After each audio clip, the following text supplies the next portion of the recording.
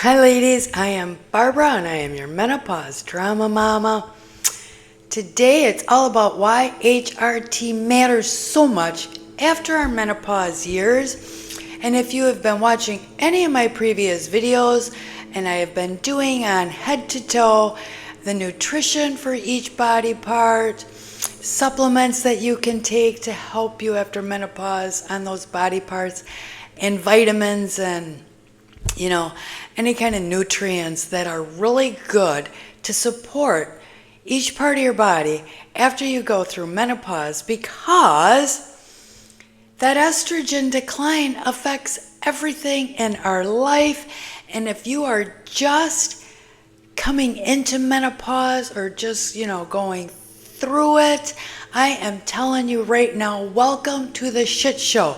Because if you don't do something about it, it doesn't get better from here unless you take care of your health and get a grip on it. I did not get a grip on it, not even my doctors. I went every single year, always just for my physical every year. I've been healthy pretty much my entire life and just would go to the doctor once a year for my annual physical. And it was during those, when I was going into menopause, I don't know, was 51 years old, I guess, when I was full-blown menopause.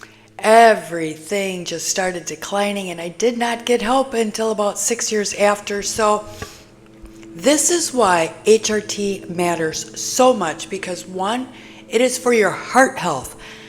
Estrogen supported your healthy blood vessels, your flexible arteries, because if you don't have flexible arteries, you get that hardened artery. You don't want that buildup in your arteries, and then they become super stiff. Estrogen supported your healthy cholesterol balance, and it supported your healthy blood pressure and really good circulation in your body. When you become low on estrogen, it contributes to higher LDL, and I am living proof of that. My cholesterol shot right up after menopause, and this will increase your risk of cardiovascular disease and stiffened arteries. So that is what estrogen does, that estradiol patch, to help you after menopause for your heart.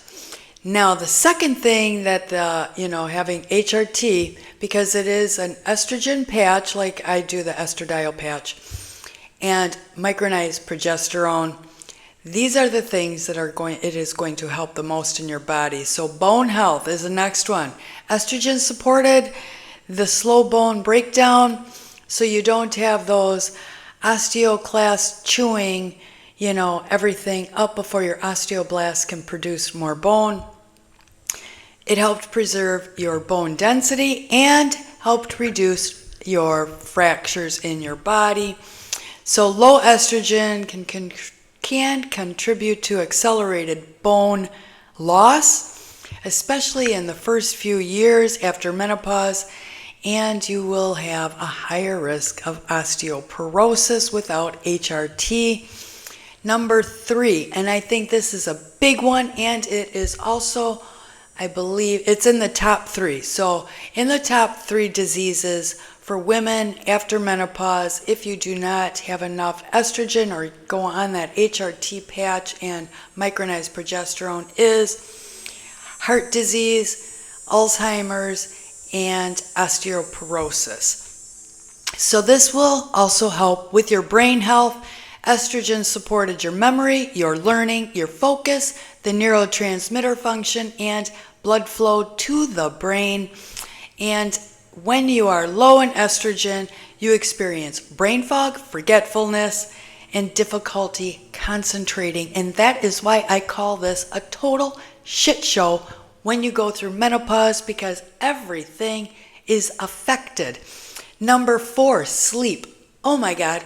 Women, we do not get very much sleep after menopause, and I know it sucks, because estrogen supported the body temperature regulation. It is that like the thymus I think it was that sort of, I think there's another word for it, but it's like a heater thing in your brain.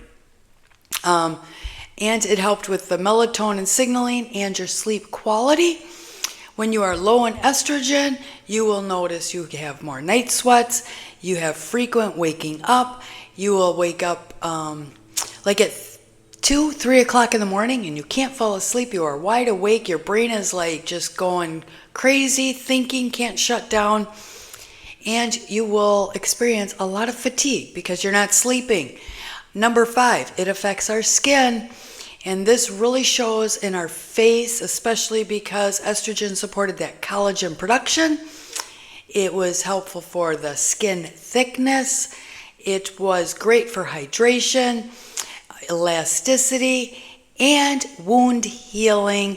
But when we are low in estrogen, you will start noticing more wrinkles, dry skin, and slower healing of your skin. Number 6, this is a big one for women, is your hair. Estrogen supported our hair growth cycle. It also helped support the thickness and healthy follicles. And when we are low in estrogen, we experience a lot of hair thinning. We experience increased shedding and also reduced hair volume. Number 7, and this is a huge one for me, muscle loss. When we had all of our estrogen, it supported and maintained our muscle mass. It helped improve recovery, support our strength, and preserved our metabolism. When we lose our estrogen, it contributes to weakness, balance issues, loss of strength, and also slower metabolism. Number 8, it is sexual and pelvic health. So when we had our estrogen, it supported our vaginal tissue health, the lubrication, pelvic floor tissue, the comfortable, intimacy, and urinary tract health. But when you are low in your estrogen, you will notice more UTIs, urinary tract infections, urgency in having to go to the bathroom, vaginal dryness, and pain with intercourse. Number 9, oral health, and this is a big one I have always explained for me too. When we had all of our estrogen, it supported healthy gums, jawbone density, and saliva production. And when we are low in estrogen, you experience dry mouth, gum recession, and increased cavities. Number 10 is eye health. And estrogen supported the tear production, your eye lubrication, and your surface health of the eye. And when you are low on estrogen, it contributes to dry eyes, irritation, and blurry vision. Number 11 is your hearing. Estrogen supported your the inner ear function, the protection hearing structures, and it also helped maintain circulation to the auditory system. And you may notice after the loss of estrogen that you will start feeling there will be a difference in your ears. You'll notice maybe changing in the hearing after your menopause years. And number 12 on the list is gut health, and I think this is one of the biggest ones personally, because estrogen influenced our gut microbiome, the intestinal barrier function, and also our digestive motility. And when we are low in estrogen, we become bloated, suffer from constipation, and have changes in our digestive tract. And that is one that I have talked about for quite a while now for me, working on my health of my digestion. And now some things that you will notice when you go on HRT is that you will have reduced sleep issues, you will have reduced hot flashes, and this stuff for me especially, it just all went away. You will not have that vaginal dryness, you won't have that moodiness, The bone loss should slow way down, and especially your joints should stop aching. I mean, now if you use your hands a lot like I do for painting and stuff and all kinds of housework outside, I will admit, Fluffer's kitty. My kitty is just looking at me. She wants her lunchtime already. It is, yep, just after 11 o'clock, so she wants to eat. But I will say also that HRT may not be for everyone if you have like liver issues already, and if there is some type of blood clots that you have suffered from previously, it will, I guess it won't be good to go on HRT. But I am telling you, if you are a healthy person before you went into menopause, HRT is a lifesaver, and I can vouch for that. Lifestyle things will also matter during this time, ladies, because you still want to do and maintain some kind of strength training for your muscles. You should try and walk daily, have protein-rich meals, get your adequate calcium. Now, living in Wisconsin, this is cheese land, so I get plenty of my calcium. Vitamin D, I always take D3K2, and magnesium is another one that you should always have, so I use magnesium glycinate at night, but during the day, magnesium malate or magnesium L-threonate.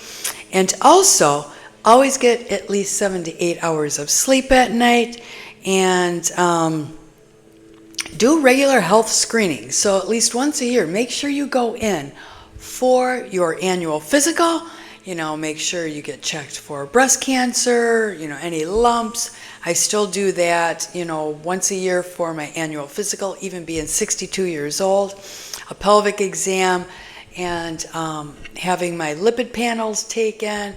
Now, I did get my test results back, and I forgot to copy it and put a picture up for you, but the quality of my lipid panel was incredible.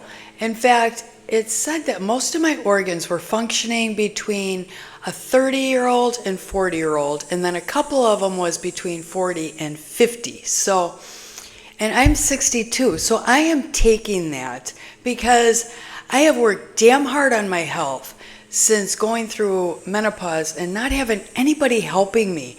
And, that first 6 years of living through literal hell, and it was my shit show life that I lived every single day, that I got a grip on my health. And even though some things aren't perfect, I don't know if anything ever can be perfect in our bodies. It takes a lot of willpower every day to maintain every single thing. So anyway, ladies, I'm always wishing you the best health on your journey through menopause. I am here to try and help you, try and answer your questions as best as I can.